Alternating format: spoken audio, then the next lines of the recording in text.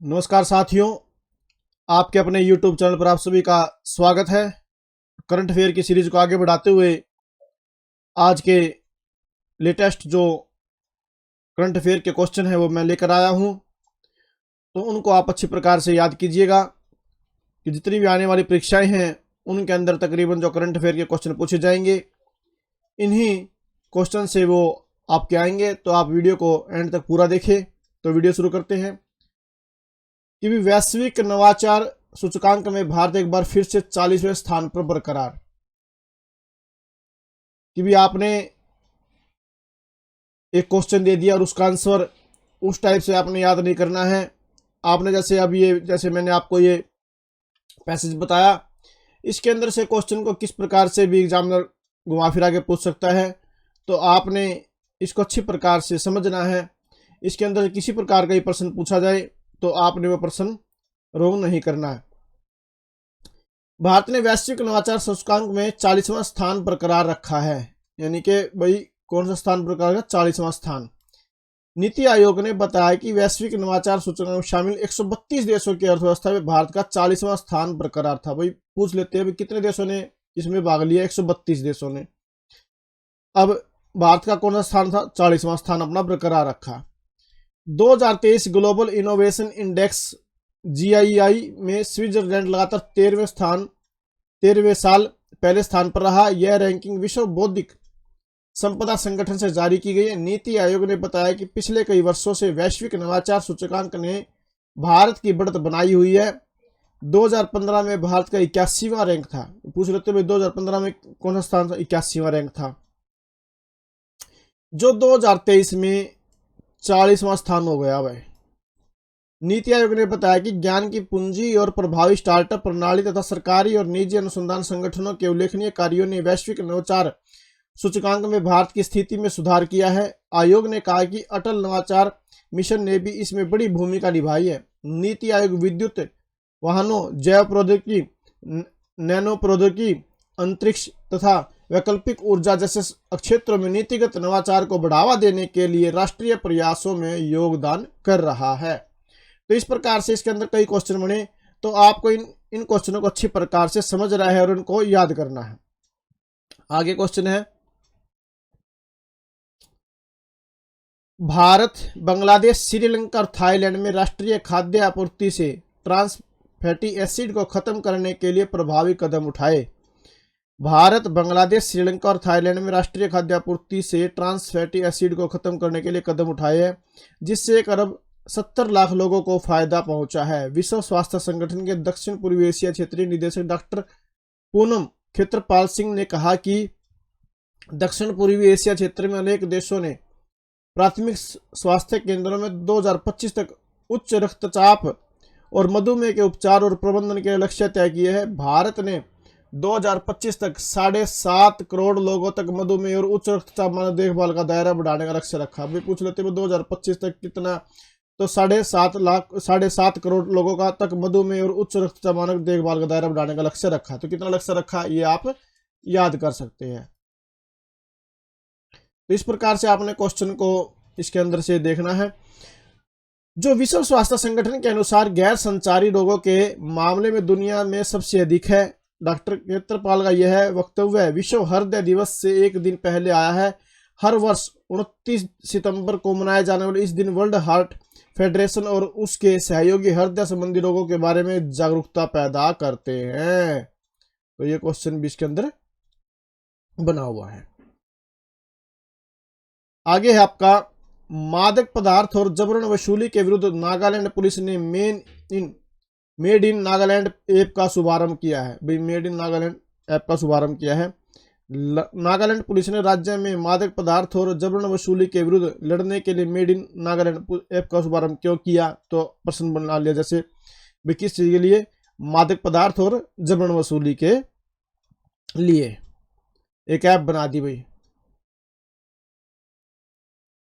यह app made in नागालैंड.com Nagaland website पर उपलब्ध होगा। यह ऐप मादक पदार्थ और जबरन वसूली से संबंधित मिली शिकायत में पीड़ित या आम जनता के लिए उपयोगी होगा। राज्य पुलिस ने कहा कि सूचना बिना पुलिस स्टेशन गए ऑनलाइन दी जा सकती है। या गुमनाम शिकायत भी दर्ज कराई जा सकती है। बहुत ही महत्वपूर्ण कदम उठाया गया है। आगे है भारतीय भाषाओं की गौरव गाथा का 75वां दिवसीय आयोजन भारतीय भाषा उत्सव लखनऊ में शुरू हुआ।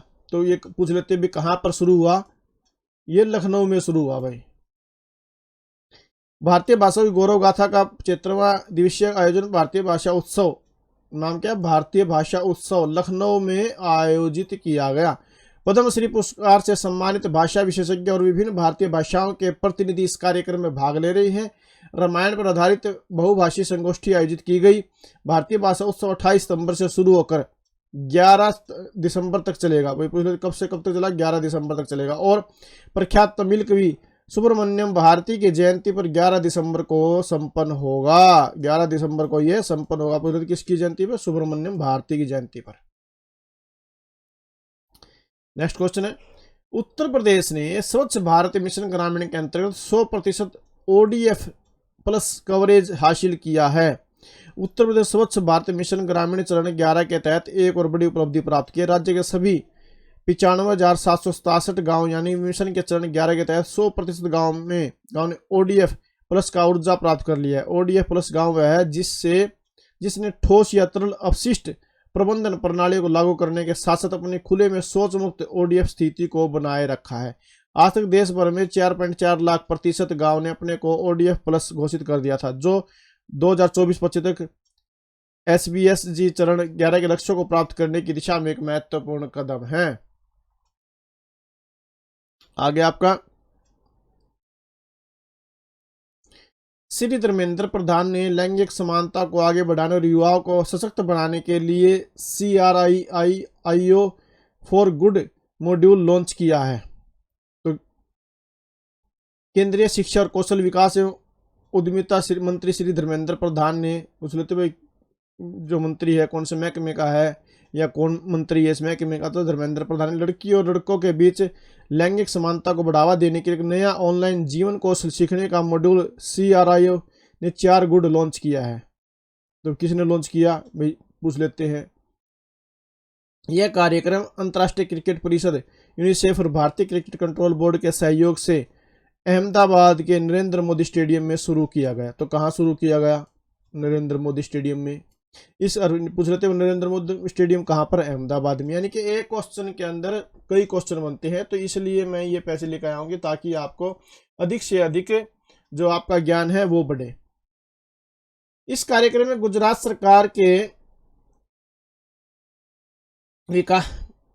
विकास प्राथमिक माध्यमिक और वयस्क शिक्षा मंत्री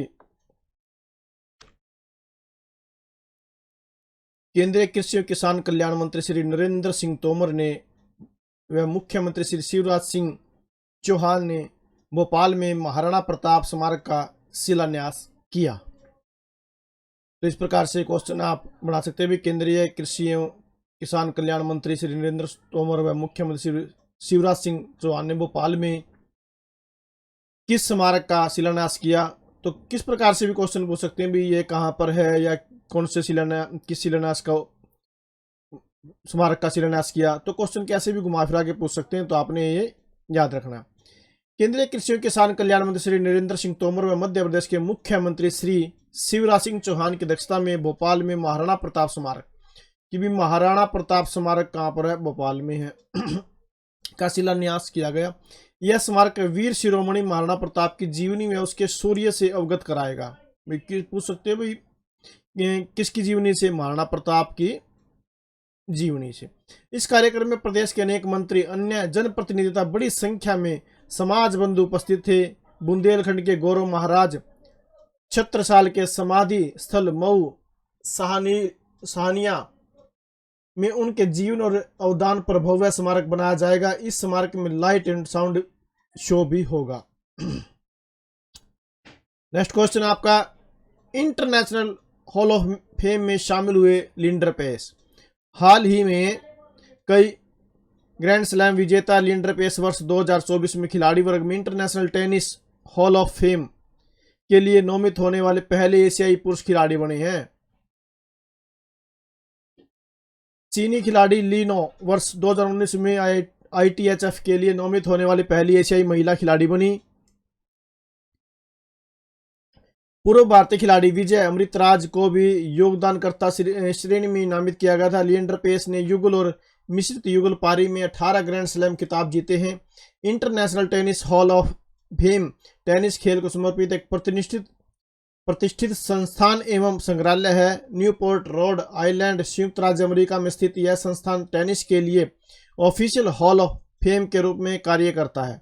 इसके द्वारा टेनिस में उत्कृष्ट व्यक्तियों और संगठनों की उपलब्धियों में योगदान को प्रोत्साहन दिया जाता है। नेक्स्ट क्वेश्चन है आपका,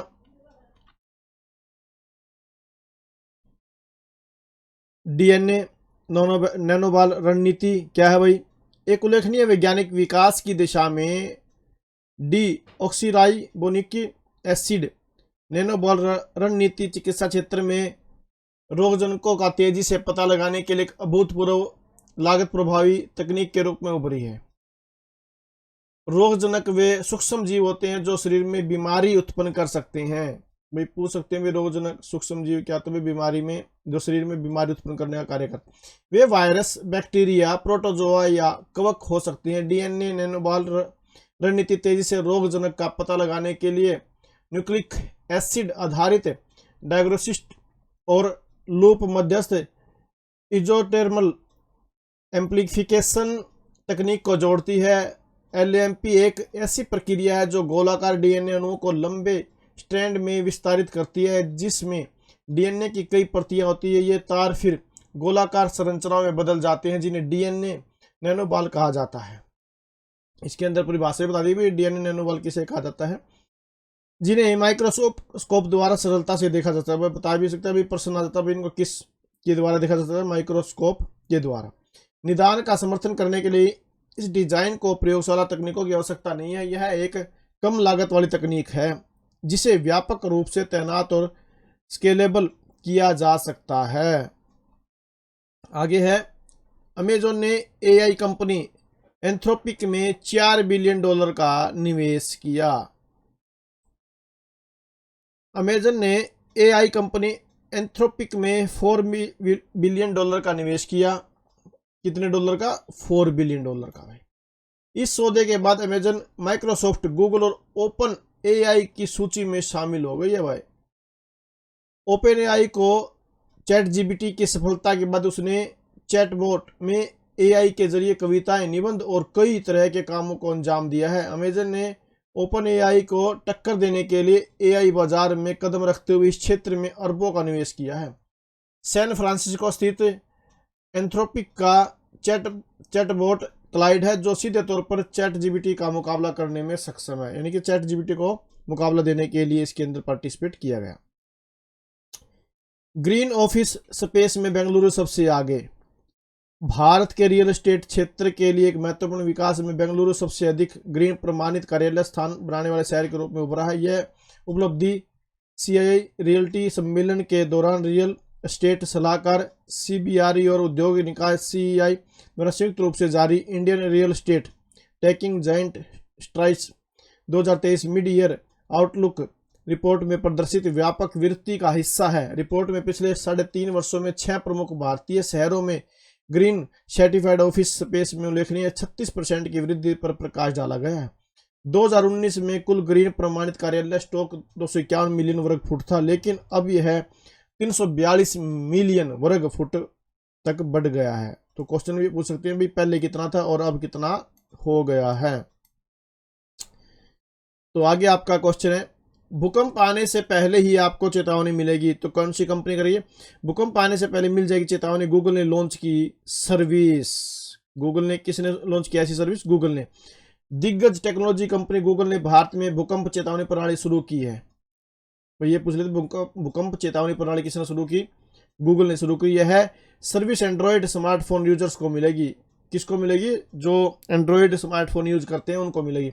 इसमें भूकंप आते ही लोगों को अलर्ट किया जाएगा। इसके जरिए लोगों को सुरक्षित भागने में मदद मिलेगी। भूकंप दुनिया में सबसे आम प्राकृतिक आपदाओं में से एक है। प्रारंभिक चेतावनी मिलने से लोग खुद को और अपने प्रियजनों को समय से सुरक्षित निकालने में सफल होंगे। भारत में राष्ट्रीय आपदा प्रबंधन प्राधिकरण NDMA और राष्ट्रीय भूकंप विज्ञान केंद्र NSPC के परामर्श से यह प्रणाली शुरू की गई है।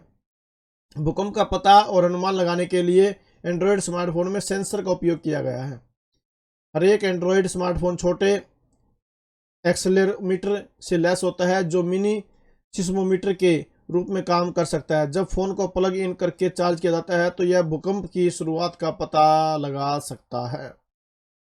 आगे भाई, प्रमिला मलिक बनी उड़ीसा विधानसभा की पहली महिला स्पीकर। भाई उड़ीसा विधानसभा की पहली महिला स्पीकर कौन बनी? प्रमिला मलिक। ये आपने याद करना है। तो डिटेल क्या है?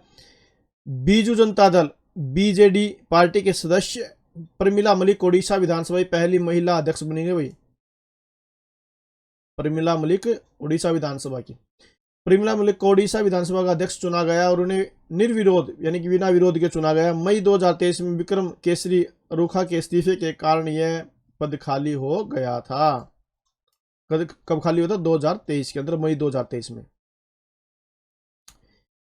केंद्र सरकार ने अरुणाचल प्रदेश और नागालैंड में 6 महीने के लिए बढ़ाई एफसपा कि भी केंद्र सरकार नागालैंड और अरुणाचल प्रदेश में एएफएसपीए सशस्त्र बल विशेषाधिकार अधिनियम को 1 अक्टूबर 2023 से 6 महीने के लिए बढ़ा दिया। सरकार ने 2 अलग अलग अधिसूचना जारी की है। दोनों राज्यों में कानून व्यवस्था की स्थिति की समीक्षा के बाद यह फैसले लिए गए। गृह मंत्रालय तरफ से जारी नोटिफिकेशन के मुताबिक नागालैंड, दीमापुर, न्यूलैंड, चुमुकदीमा, मोन, किफिरे, नोगलाक, फेक और पेरेंट जिलों और खुजामा, कोहिमा, उत्तर कोहिमा, दक्षिण क्षेत्रों में कोहिमा जिले में जुजुबा और केजोचा पुलिस स्टेशन के अधिकार क्षेत्र में आने वाले इलाकों में एफसपा को अलग 6 महीने के लिए बढ़ा दिया गया। भाई क्वेश्चन आया कितने महीने के लिए बढ़ा गया? 6 महीने के लिए बढ़ा दिया गया। भाई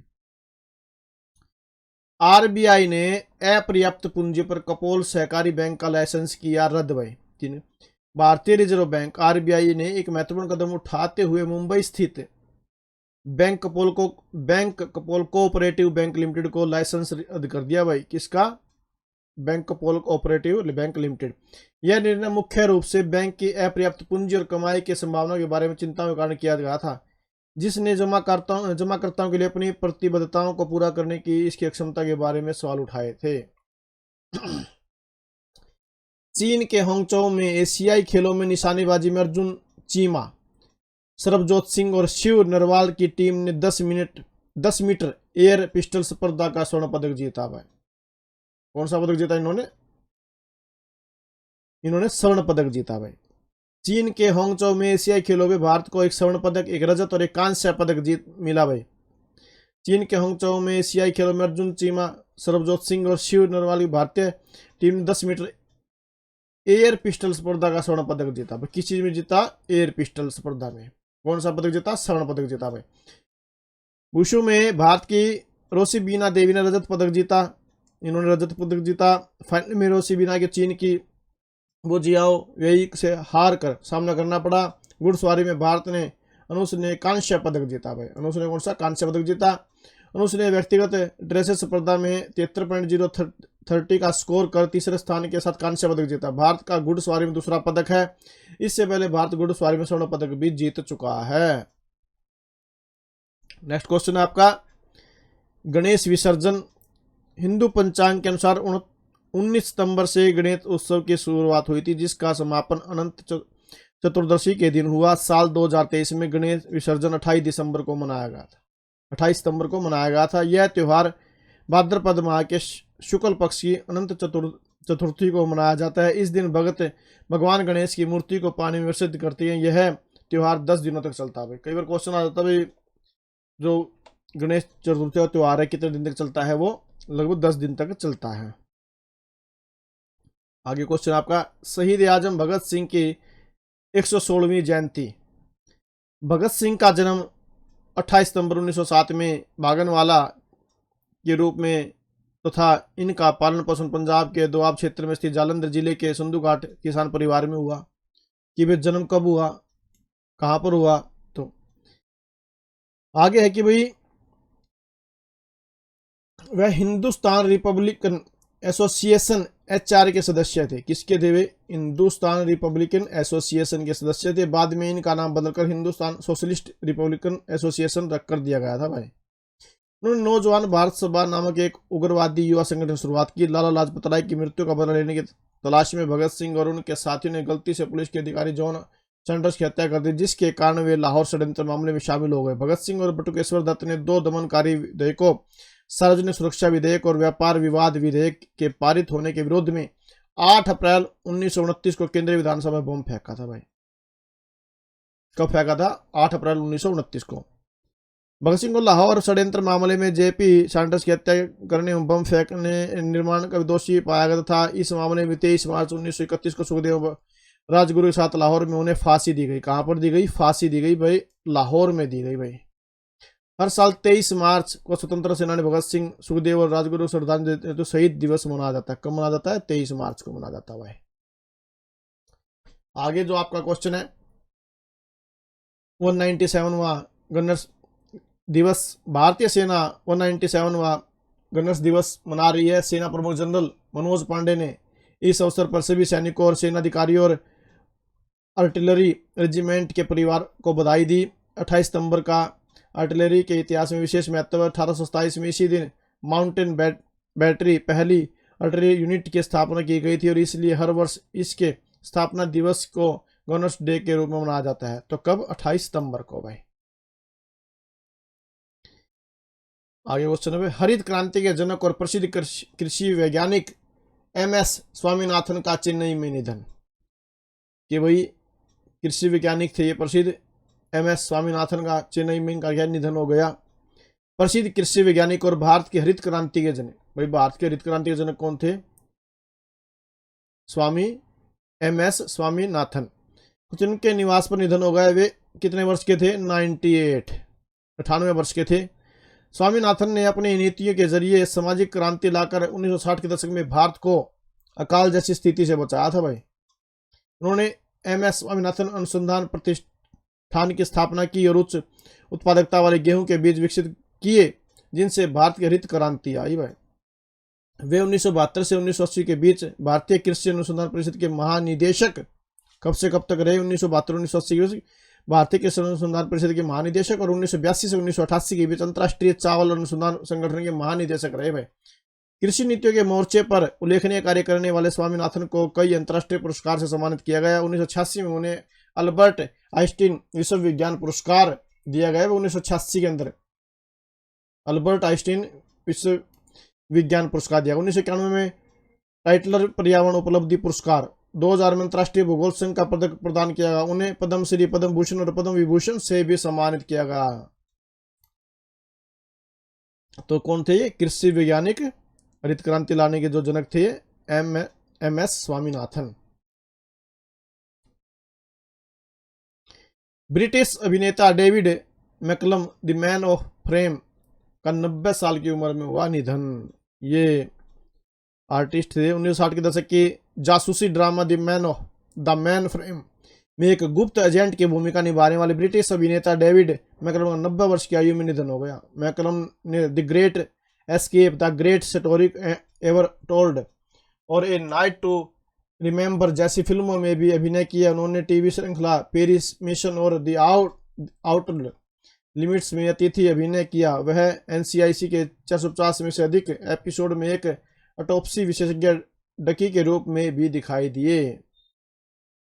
तो ये आज के कुछ महत्वपूर्ण क्वेश्चन थे। इनको आपने याद करना और अपनी नोटबुक के अंदर इनको आपने देख देख के इसके अंदर से अलग अलग क्वेश्चंस को आपने जितने भी ज़्यादा से ज़्यादा क्वेश्चन बन सकते हैं उनको आप बनाएं, क्योंकि एग्जामिनर जो क्वेश्चन पूछते हैं वो आपसे किस प्रकार पूछेंगे, घुमा फिरा के पूछ सकते हैं। क्वेश्चन तो मैं एक भी बना सकता था, लेकिन एक पैरे से कई कई क्वेश्चन बनते हैं, तो इसलिए पूरे पैरे को ही हमने डिटेल में पढ़ा और उसके अंदर जो मेन चीज़ें थी उनको हमने अंडरलाइन किया।